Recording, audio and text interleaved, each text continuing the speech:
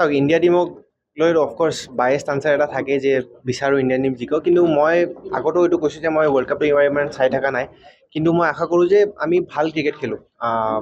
সকলো ৰাইজে মানে অলপ বেছিখিনি কথা উঠাই দিয়ে যে জিকিব লাগে, কিন্তু জিকা ইমান সহজ কথা নহয়।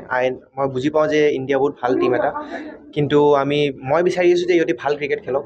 ৰিজাল্ট যেনেকুৱাই নহওক কিয়, যিটো 50 অভাৰ ৱৰ্ল্ড কাপ হ'ল তাতো বহুত ভাল ক্ৰিকেট খেলিছিলোঁ, এখন মেটচ বেয়া হ'ল। ইয়াতে আশা কৰিছোঁ যে ইহঁতি গোটেইকেইখন মেটচতে ভাল ক্ৰিকেট খেলক, তো হোপফুলি আমি জিকিব পাৰোঁ। ৱৰ্ল্ড কাপ চালে কি হয়, আহ, ইণ্ডিয়া ইণ্ডিয়া এতিয়া ময়ো মানে কি হৈছে, এতিয়া সেই ফ্ৰেম অফ সেইখিনি মানে স্কিম অফ থিংছত আহি গৈছোঁ ন। এতিয়া ইণ্ডিয়াৰ খেলা যেতিয়া মই চাওঁ, মোৰ লাগে যে মই কিবা এটা ভুল কৰিছোঁ বা মই কিবাখিনি কৰা নাই, ৰান কৰা নাই হওক, পাৰফৰ্মেঞ্চ কৰা নাই হওক, বা I am not train hard enough, বা কিবা এটা মই লেক কৰি আছোঁ, সেইকাৰণে মই ইণ্ডিয়া টিমত নাই। সেইটো চাই পেলাই সেই ফিলিংটো মোক নালাগে ন।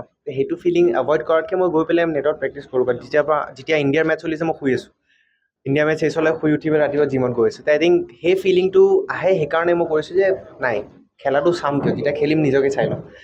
সেনেকুৱা এটা মাইণ্ডছেট লৈ গৈ আছোঁ। বেয়া হওক ভাল হওক, এইটো মোৰ বেলেগে কি কয় একদমেই মোৰ মতলব নাই।